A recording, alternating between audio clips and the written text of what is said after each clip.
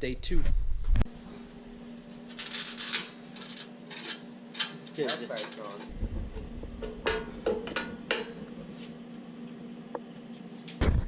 It just ain't coming out, boys.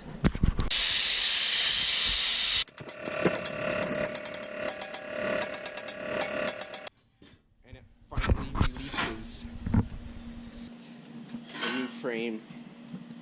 And we toss this one for later use. All the scraps going off into the abyss.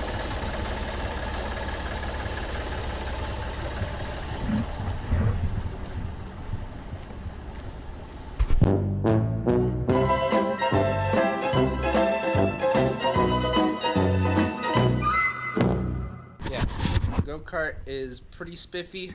We had to take off that big section of the go-kart because it was getting in the way and it didn't look as great. And we should have originally just started from scrap instead of destroying the old go-kart, but it doesn't matter anymore. So here is now the go-kart. Steering system kind of mounted up down there, and then it turns. This is the engine. We're not going to mount it back here. We're going to mount it back here. And then we also have a pulley that's going to go on the bottom. There.